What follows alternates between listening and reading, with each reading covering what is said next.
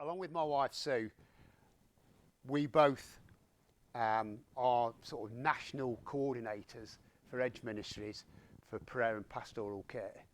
And I know you're familiar with Edge, and the working with vulnerable people and people with addictions and the rest of it is very, very taxing, very taxing. And if, as church leaders are working in that environment, I think they need all the prayer and pastoral care they can get.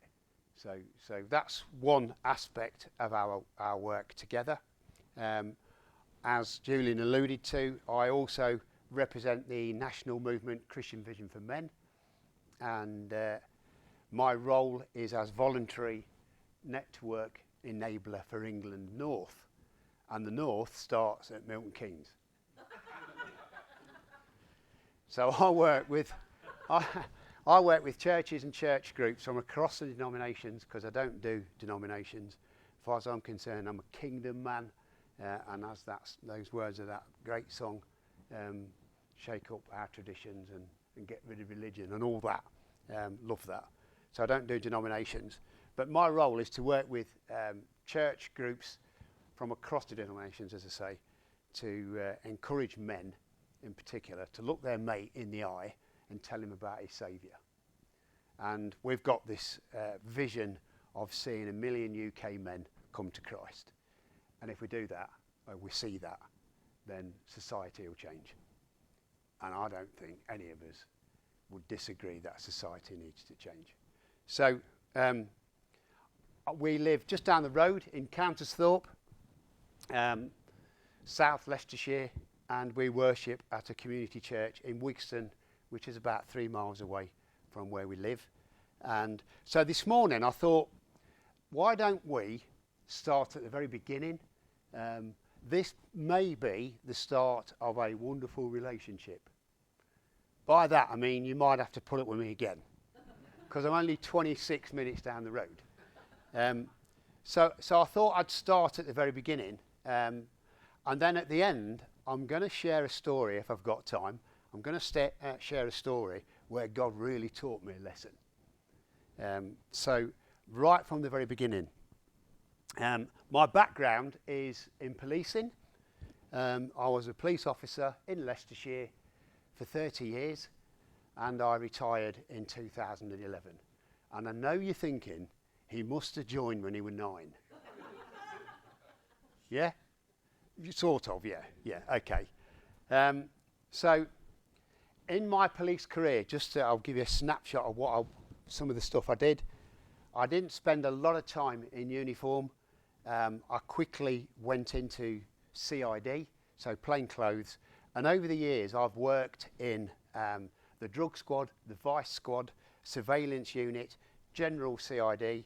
The last 5 years of my service was spent working in police anti-corruption, which explains why I don't seem to have many friends. And for 10 of those years, I worked in a department which deals with mainly men who commit offences against women and kids. You can call them what you like, but that's the arena that I worked in. And when I retired in 2011, I promised Sue that perhaps I could catch up with the decorating that I promised her I'd do one day, or I played golf or whatever, and I went back to work for the police. Within 6 days of retiring, I went back to work for the police, and I did 4.5 years working in counter-terrorism, and I was based in Spinney Hill in the heart of Leicester. So as you can tell by my good looks, I've been around a bit, okay? But when growing up as a kid, I had no faith background at all. In my family, I'm a first-generation Christian, so no faith upbringing. Although I was palmed off to Sunday school when I was a kid, and I think for a lot of kids in the 60s that was the case, just palmed off out of the way. So that's what happened, and I went through the educational system, pretty average type of kid, and my love for playing football football was my thing, and I used to play for Leicester City youth level, along with somebody you may have heard of called Gary Lineker. Yeah, as you can see, Gary made the grade. I didn't. Probably because very early on my footballing prowess was replaced by alcohol, women and tobacco. Not necessarily in that order, but nevertheless I sort of threw my football abilities to one side and went my own way, and I did a lot of that, and I've learnt over the years that my way is not the way, but for reasons I'll explain. So very early in my career I went into plain clothes, as I say, and in the early to mid 90s Leicestershire was unfortunate enough, and that's probably not the right word, but we had a number of murder inquiries in this county, and they seemed to happen back to back, and every time we had a murder inquiry it was the policy to form the incident room from a team of detectives who were based around the force. And every time this happened, I was crewed up with a guy. I'm not going to give you his proper name because it's not fair. I'm going to call him John. I was stationed at Wigston Police Station, and John was stationed at Hinckley Police Station. And like I say, every time we had a major incident, we were thrown together, and we were like that. Me and my mate John, we were like that. And I think when you spend many hours working with somebody, you get that relationship going. Not only that, but I don't know if you're familiar with the programmes Life on Mars and Ashes to Ashes. Our department was like that. The banter was incredible. We were quite heavy drinkers. That went part and parcel with the job. And in those days I was quite a heavy smoker. Thankfully the Lord's healed me of that, but I was an 80-a-day man at one point, would you believe? And yeah, that's chain smoking. And I wanted to be the best detective in the office, and I was. So I had the highest arrest rate, the highest number of informants, the best detection rate, and I wanted to be up there, and I thought I'd arrived. Now, myself and John used to joke, and this is not funny, I know, but we used to joke. We had so many murder inquiries that we said, right, the next murder we get allocated, we're going to drag the body just outside of Leicestershire so that they've got to deal with it, and not us, which is not funny, I know, but that's the sort of attitude we had.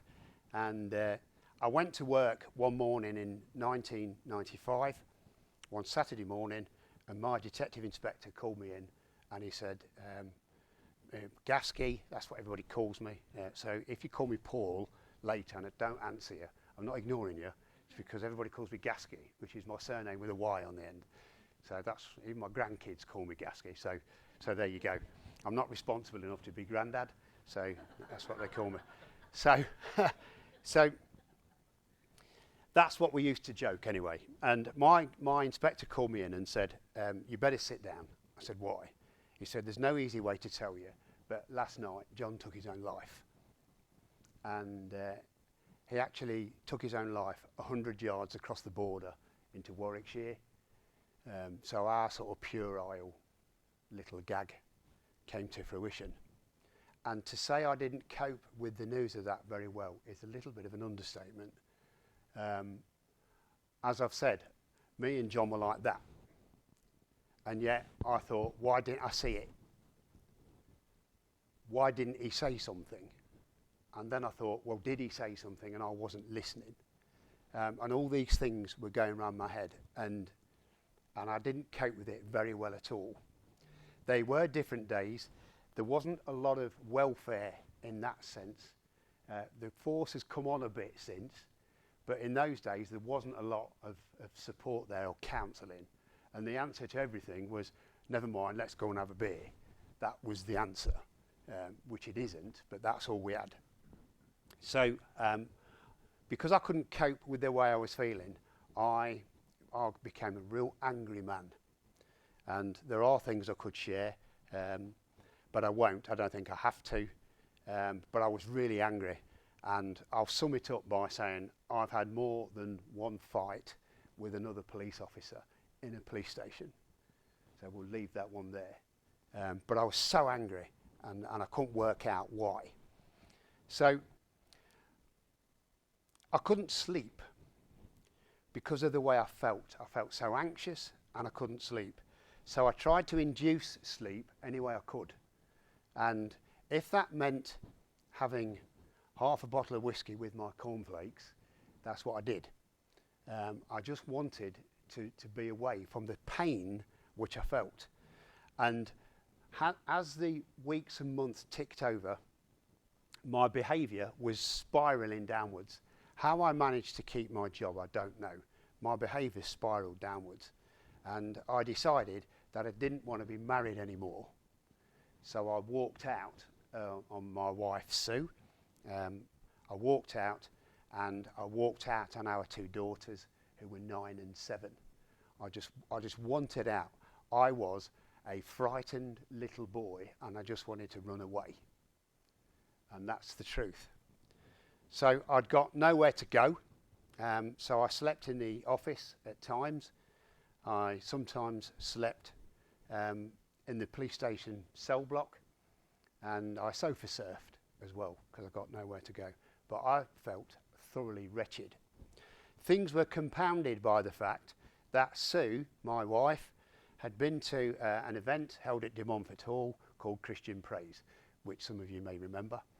And I remember the night she came home and she told me she'd given her life to Christ. And I thought, that's it then, because I'm now lower on the pecking order. And I hated it.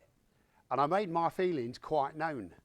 And on the rare occasion that I went to church was only because it was probably one of my wife's friends' little one's baptism or something, or the obligatory wedding or whatever. Because I found church absolutely irrelevant. It was just irrelevant. And my background's in the Anglican tradition. I've got a licence by the Church of England. Would you believe that? I don't know how that happened, but I have. But that was my background. But at that time, I couldn't work out. Here I was in the roughy-tufty world of policing, and yet here we were gathered. They were singing songs about loving another bloke. There were lots of pictures and tapestries and flowers and nice people. And I just thought, this is irrelevant. And of course, in the Anglican tradition, even the guy running the show wore a frock. And I thought, hang on, you know. And I'll use you as an example, sir. This is just a little illustration. Now, there's a bit in the church service in the Anglican tradition called the Peace, which you may be familiar with. And I remember being there, and this bloke came up to me at the Peace, and he went, "Peace be with you." And then he went, "No, it's the dove of peace." That's what he did. And I just thought, thank you for that. I just thought, what is this about? So I made my feelings quite known, and I accused Sue of poisoning the minds of our girls. She got a whole new bunch of friends, and when I was in their company, I did have a reputation, and I got known as the man who occasionally speaks between swearing, because I was just trying to rev them up, because I hated them. So that's where I was. So my life is spiralling out of control. So because I wanted to just be free from the way I felt, I worked out, if I'm no longer here, then I won't be in any more pain. And that was it. So I thought, right, I'm going to take my own life. So I decided to do that. Didn't tell anybody. I just decided to end it. And it was New Year's Eve, going into 1996. And I decided to jump from the railway bridge on Swain Street in the city, if you know it. I decided to jump from there. And it was surreal, really, because it was New Year's Eve and people were partying and enjoying themselves, and I felt thoroughly miserable. So I decided to do it. Well, I climbed onto the top of the wall and I literally was one step from going over when I became aware of an inner voice, and I wrote this off as conscience at the time. I became aware of an inner voice which basically said, don't do this, just remember how angry you were when John took his own life. Don't do it. So I got off the wall and I was wandering around just trying to work out what was going to happen. Prior to me leaving Sue and the girls, on the night I announced that I was leaving, Sue was taking our girls to a pantomime, would you believe, and she still took them. But she'd seen how my life was spiralling downwards, so she'd confided in our vicar that my husband is going down the pan. So Tony, this vicar who's now retired, he's about 5 foot and a fag paper, you know, he's a little fella, and he kept saying to Sue, let me go round and I'll speak to him. And Sue kept saying, no, the time's not right, because if you do, he's likely to assault you. And that's where I was, because I was so angry, as I say. So as I'm packing my worldly possessions, and Sue's gone out and she's took the girls to the pantomime, up comes this little vicar. And I thought, you're all I need. You're all I need. And I couldn't get rid of him. Despite me using every word of Anglo-Saxon I possessed, I couldn't get rid of him. And eventually, I said to him, look, when I'm sorted out, I'll come and speak to you. And he said, right, now you've said that, if I said to you, I'll come and talk to you, and I didn't, you'd call me a hypocrite. I said, yeah. So he said, well, now you've said that, you've got to come and talk to me. So 3 days, I'm wandering around the streets of the city, and I'm in a mess. And I find myself at the door to our vicarage. And Tony let me in, and it was like, hello, Paul. Tony let me in, and I couldn't talk for a good hour or so. I was just in bits. I was a mess, absolute wreck. And he said to me, what's your plans? I said, I haven't got any. I didn't even plan to be alive today. And I told him what I'd considered. So he said, well, do you want to go home? And I thought, how can I go home? I put my wife through hell. I did. I'd started divorce proceedings, and I really made life difficult for her. And Tony said, let's go to your home. And I was not man enough to go to my own home. So I had to hold the hand of this vicar while he took me to my front door. Now, whilst I was away, living rough, so to speak, Sue had been prompted by God to read a passage from 1 Corinthians chapter 7, which talks about questions of marriage. And I'll have to paraphrase this because I'm no theologian, but in this passage it basically said, and she read it in the Message version because it made more sense, and it basically said, if your unbelieving husband leaves, let him leave in peace. You never know, wife, how you handle this might not only bring him back to you, but bring him back to me. And she clung on to that. And she also dreamt that not only was I going to return to the family fold, but that I was going to be working for a Christian organisation, right? That I was going to be singing in church, in a Christian band, and I've done that. There are a couple of CDs out there somewhere with a band called Eye to Eye. We recorded 2 CDs. You'll probably find them in a charity bin somewhere eventually. So I've done that. In fact, we supported Helen Shapiro. Young people, ask your grandparents. But so I did all that. So I turned up at home, and Sue allowed me in because she'd been told by God that this was going to happen. So Sue allowed me in, and I said to her, look, I've contemplated ending my own life. So she's straight on the phone to our GP. Our GP is a member of our church. You see where this is going, don't you? So I go and see the GP, and he said, right, you need an urgent mental health assessment. And he said to Sue, if you can't take him, then I'll get an ambulance, because it's that serious. So I didn't need an ambulance, but we're on the way to hospital, to the Leicester General Hospital when they had a mental health unit. They haven't anymore.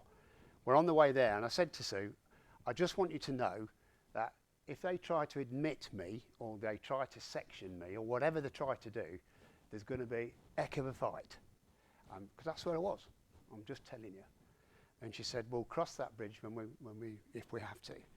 So I will always remember walking to the entrance of this mental health assessment unit, and it was like a long corridor with a polytunnel.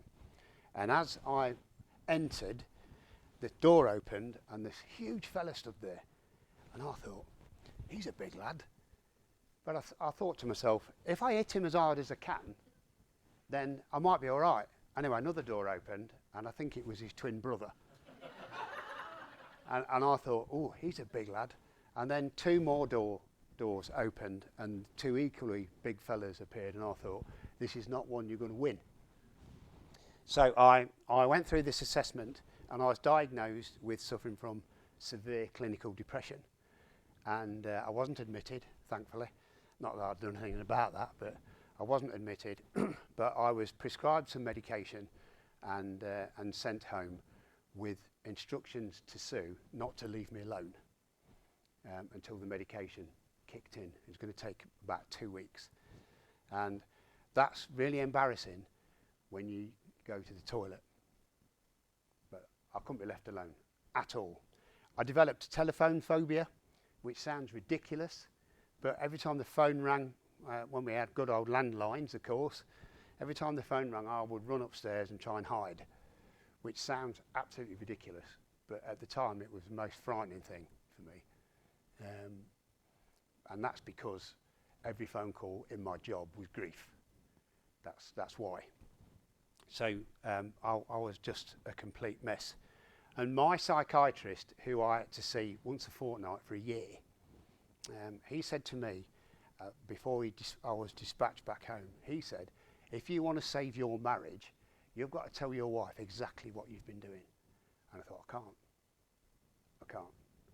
I had had numerous affairs with other ladies, and we were also £15,000 in debt because most of that had gone up my nose. So I thought, how can I tell my wife the truth? Now, there is a bit of the best theology I've ever heard. This is not biblical, but it's great theology, this is. And a friend of mine once said, a good confession is like a good puke. It makes heck of a mess, but it's better out. I love that phrase. You don't all agree, I get it, but but I knew I had to tell Sue, and she allowed me back into her life. And this year we've been married for 37 years, and my two girls are now married. One lot live up in Liverpool with 3 granddaughters, and my other daughter lives in Mansfield, North Nottinghamshire, and I've got 2 grandsons. So I've won back the respect of my girls, and obviously my marriage has been repaired. But you can imagine, I've made this revelation to my wife, and I've got some brownie points to earn. Boatload of brownie points to earn. And she came to me and she said, we're having a bring and share evening at the vicarage, will you come? And I thought, oh, please, no. Not with all those do-gooders, please, no. But I had no choice. So we were walking round to the vicarage, and I said to Sue, look, I want you to understand, the first fella who says anything, I'm going to take him outside and I'm going to give him a little bit of a slap. And she said, they won't say anything. I said, they will. In my experience, every time you just make yourself vulnerable, somebody takes advantage. That's what I'd grown up with. So you build up the barriers, don't you? And you don't let anybody in at all. And I thought, I just said to Sue, this is going to happen. And she said, it won't. Anyway, I turned up at this bring and share evening, and I met a bunch of fellas from church. And that evening, I worked out that They weren't these weedy, needy blokes that I thought they were.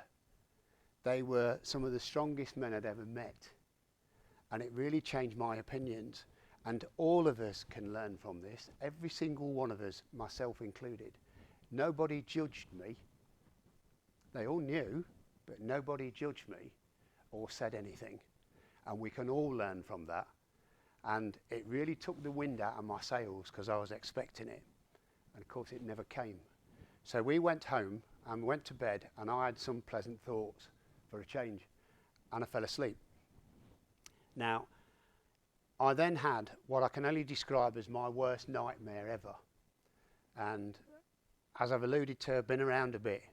I'm not easily intimidated or spooked by anything. I've been shot at twice.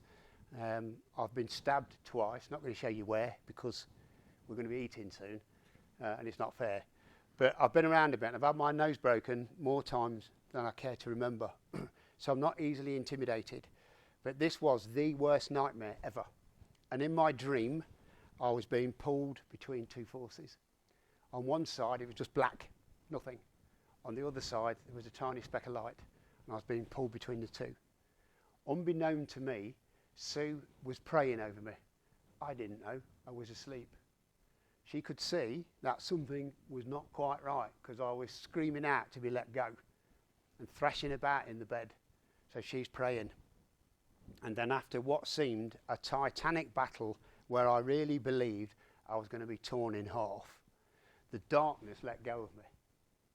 And I was propelled towards this light, which got bigger and bigger and bigger. And the only thing I can liken it to is the velocity of a cork coming out of a champagne bottle. It was literally like that. And I was released into this pure light. Not this sort of light, but a pure light.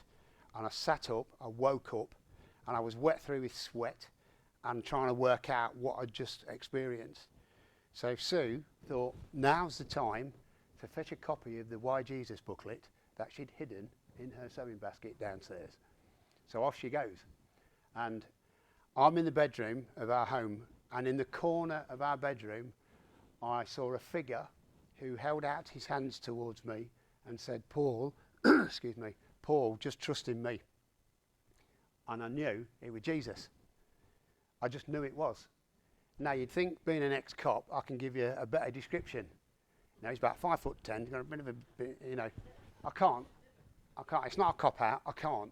All I can say that I experienced a peace which really was beyond my understanding. So at 1:10 a.m. on Sunday the 3rd of March 1996, my life changed forever. I'm not the finished article by any long shot, as you've probably gathered, but my life changed forever. And that started me on a journey which I'm now 26 years into. And I had to go back to work.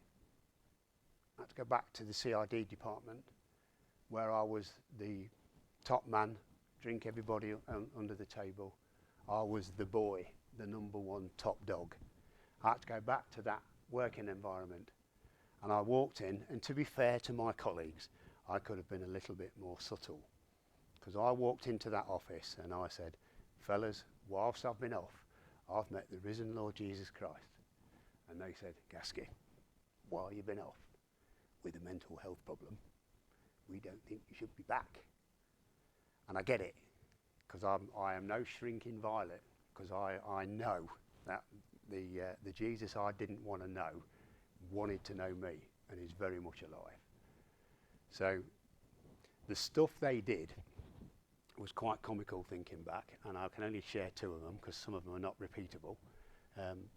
But I went into the office one morning and my desk was covered in a purple cloth with a candle on each corner, like an altar. They really took the mick. And we had a tannoy system that was audible in our car park at Wigston. And I parked my car one morning to be greeted by about 1,000 decibels of onward Christian soldiers. So, you know, they took the mick. And I get it. And of course, they tried to explain away what happened. Some said it was caused by I was hallucinating. And all I can say to that is, I'd never hallucinated before or indeed since, but I get why they would say it. Some said I made it up to save my marriage. If I'd have made it up, would I be standing here 26 years later? I don't think so. All I could say to them is, time will tell. Time will tell.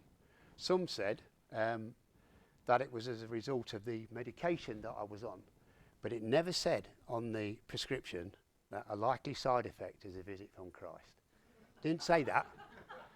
Didn't say that, but I get it. So that started me off on my journey. I'm going to finish in a minute with that story I said I would. That started me off on a journey which has taken me where I am now, some 26 years later. My life is not all roses. Far from it. It's only 12 years since my daughter had twins and one didn't make it. So, you know, life is still hits you, doesn't it? So I'm not, you know, I'm one of these happy, clappy Christians. I'm not. Because following the Lord is hard work. It's hard. And it's messy. And, you know, at times it's unpleasant. And there are times when I think I don't want to do it anymore. I want to quit. And all that. So the story I'd like to finish with is God really taught me a lesson.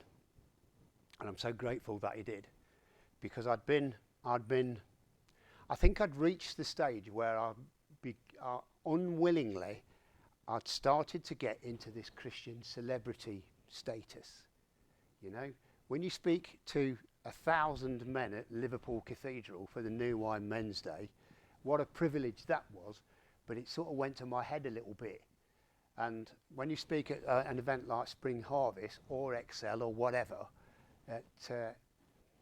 it went to my head a little bit, unknowingly.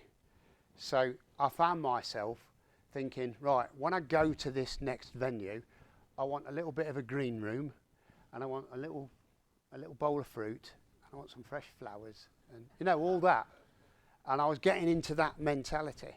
But anyway, I got asked to speak at a men's breakfast up in Lancaster, near Blackpool, which when you live in Leicester, to get to Blackpool for an 8:30 a.m. breakfast is an early start.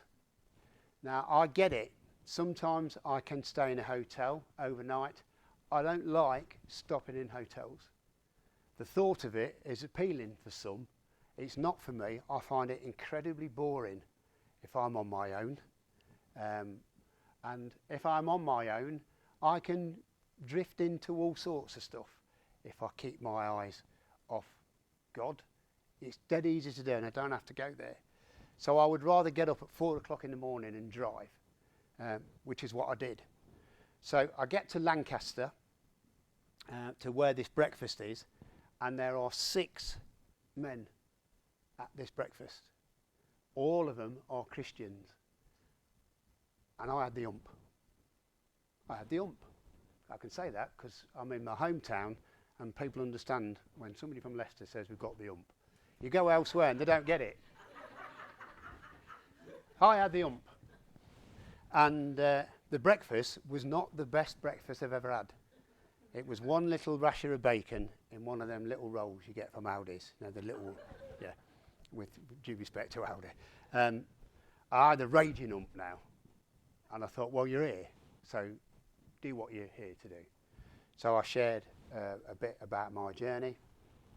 I hasten to add, when I speak to men only, it's slightly different. So you're here now, so do it. So I shared my journey. And there was a guy there, his name's Pete, and he burst into tears. And they're going, Pete, what's the matter? And he said, none of you know this. None of you know this. He said, I've been suspended from my job. He worked at Lancaster University. He said, I've been suspended and I'm going through discipline. And because of all the stress it's caused, my wife's left me. And in the boot of my car is some rope that I've bought to take my life this week. But I know there's hope and I'm not going to do it. So I had to get in my car and say, Lord, I'm sorry. Because if he says to me, I want you to drive 250 miles and have a bacon sandwich with a bloke who needs to hear about me. Not you, needs to hear about me. You'll do it, won't you? And I'd say, Lord, yeah. And I had to repent of that. Because I started to go back to being the centre of the universe again. And I'm not. And the day I resigned as managing director as the centre of the universe was the best decision I ever made. So, and it also taught me that those guys that we go to church with and say hello to every Sunday, do we know them? Do we really know them? The answer is no, of course, which is why I do what I do. And I said to God, when he saved my life, and he did, if it wasn't for God, I would be a distant memory in my girls' memories, and I would have never have met my 5 amazing grandkids. I'd have never have met them. So when I said to God, I'll do anything you asked me to do, then I'll do it. And if that means driving 250 miles for a bacon butty with a bloke, then I'm going to do it. But I did stipulate to the Lord, I don't want to go to Botswana. And I think the reason for that is when I worked in counter-terrorism, Botswana is the most stable country on the planet, apparently, because of stable government and economy and all that. So he hasn't sent me to Botswana, but he did send me to Middlesbrough. And if you're familiar with no, we'll leave it there. So 26 years later, here I am now. I am heavily involved with CVM, obviously, with Edge Ministries as well. And as I speak, Sue and I have been asked by our church leadership team to join them as part of the leadership team. I'm trying to discern that because I don't feel worthy of that, but we'll see. We'll see what the Lord leads on that.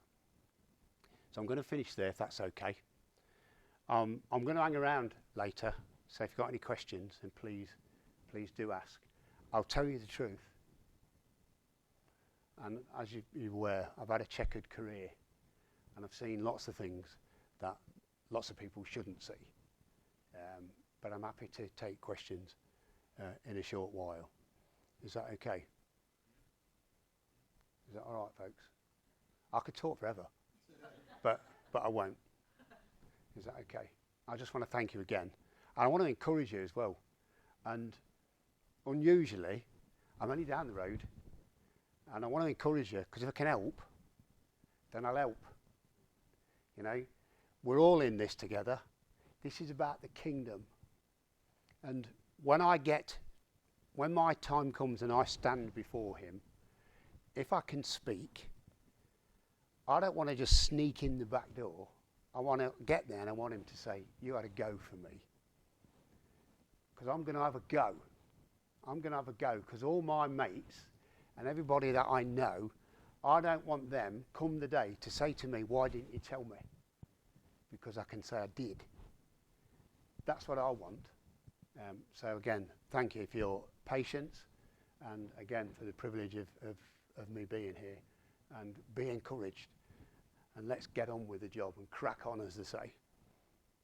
Okay, thanks folks.